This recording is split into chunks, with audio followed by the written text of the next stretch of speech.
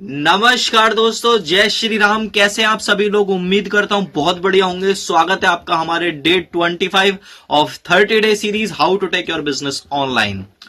तो कल की वीडियो आपने देखी, उम्मीद करता हूं बहुत अच्छी लगी होगी, क्योंकि कल की वीडियो में हमने ये सीखा कि जो नेटवर्कर्स हैं उनके लिए हम कैसी रील्स बनानी है, हमें क्लियर है, उनको हमें अपने साथ में कैसे कनेक्ट करना है। और आज की वीडियो में हम ये सीखने वाले हैं कि अगर वो नेटवर्कर जिस भी कंपनी में है, चाहे एफिलिएट चाहे नेटवर्किंग किसी भी कंपनी के अंदर है, तो अगर वो हमें मैसेज कर रहा है, अगर वो हमें डीएम कर रहा है, तो हमें उसको किस तरीके से रिप्लाई करना है, हमें उससे क्या बात करनी है। क्योंकि लास्ट वीडियो आई थी, क्योंकि उसमें हमने ये सीखा था कि कोई मतलब जॉब पर्सन या स्टूडेंट है या कोई भी पर्सन है, वो मैसेज कर रहा है तो उससे कैसे बात करनी है। लेकिन अब हमें ये सीखना है कि अगर नेटवर्कर मैसेज कर रहा है तो उससे हमें कैसे बात करनी है।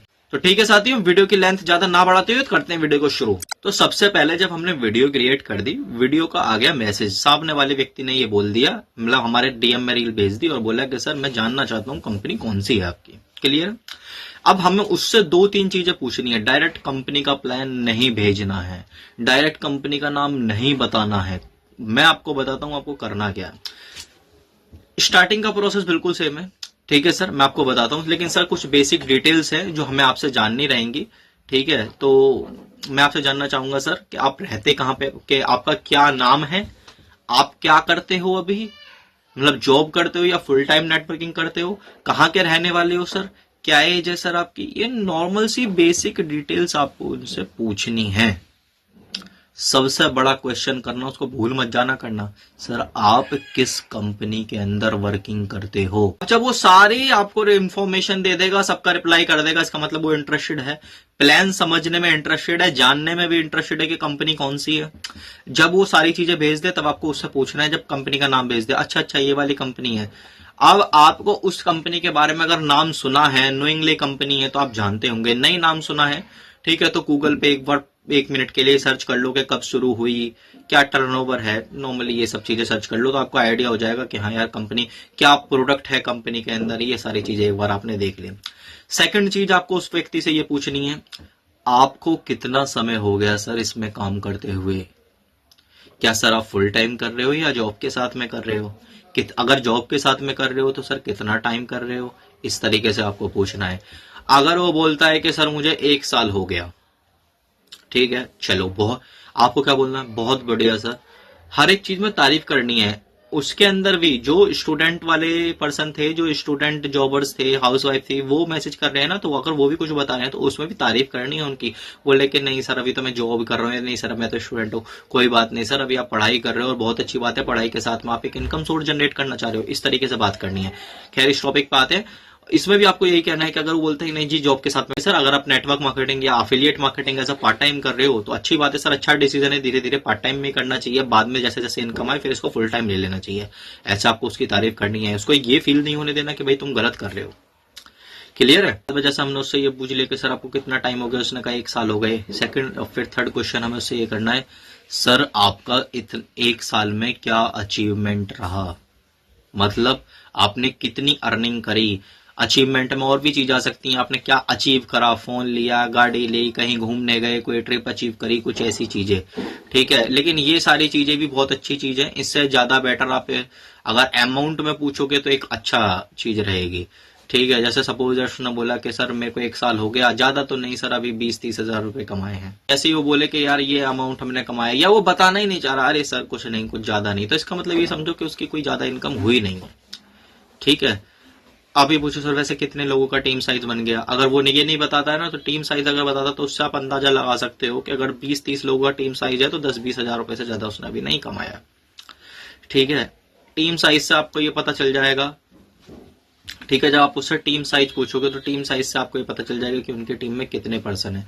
ध्यान रखना, ये जो चीज मैं आपको बता रहा हूं ना, ये जो मैं आपको ट्रिक्स बता रहा हूं, ये केवल और केवल अप्लाई उन लोगों के लिए आपको करनी है जो अपनी कंपनी में काम करके बिल्कुल परेशान हो चुके हैं, जिनका अपलाइन उनका साथ नहीं दे रहा, जिनको उनको कंपनी का प्लान समझ में नहीं आ रहा, जिनकी कंपनी कहीं ना कहीं उनके साथ में बेकार फ्रॉड कर रही है, प्रोडक्ट काम का नहीं है, या तो मजबूरी में ज्वाइन कर लिए, या फर्स्ट कंपनी थी उनकी लाइफ की, कैसे जैसी उनको मिली, जो सपने दिखाए उनको ज्वाइन कर लिए।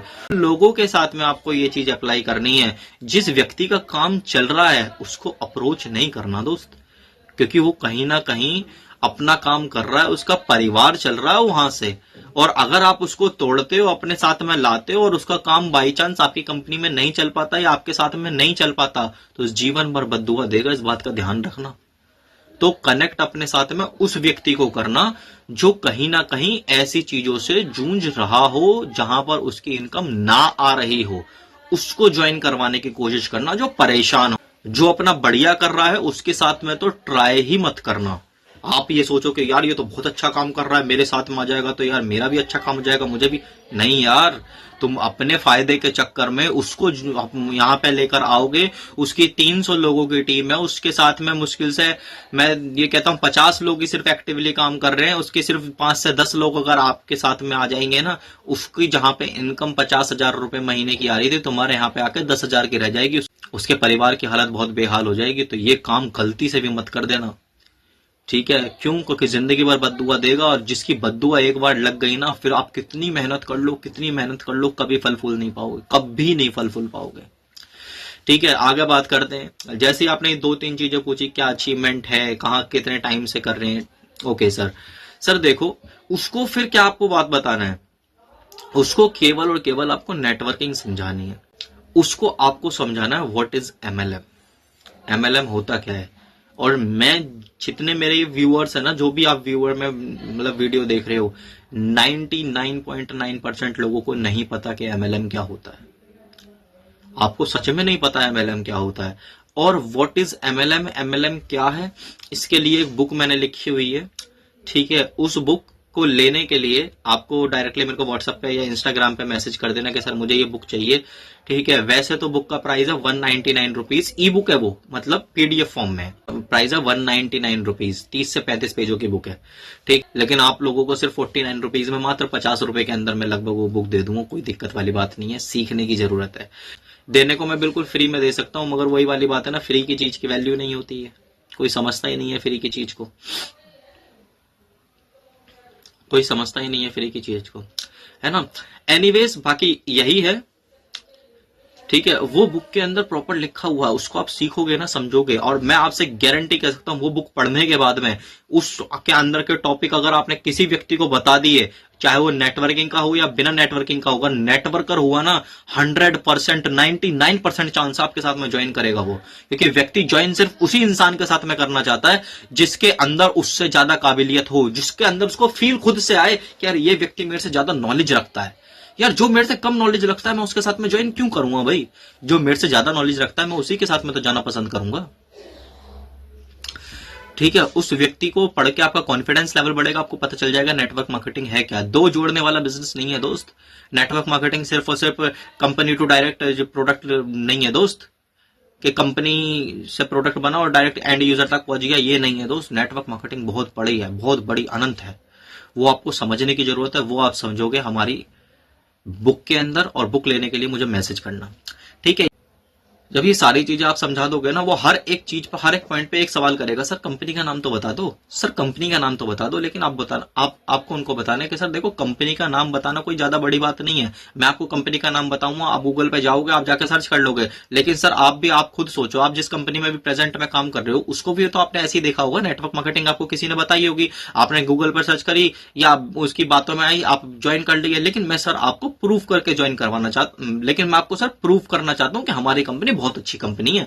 और ये प्रूफ कैसे होगा, वो चीजें मैं आपको, व्हाट इज एमएलएम, एमएलएम क्या है, उस चीज से पहले मैं आपको समझा देता हूं। फिर उसको एमएलएम समझाओ, एमएलएम क्या है, वो जो उसके अंदर फैक्टर्स है ना।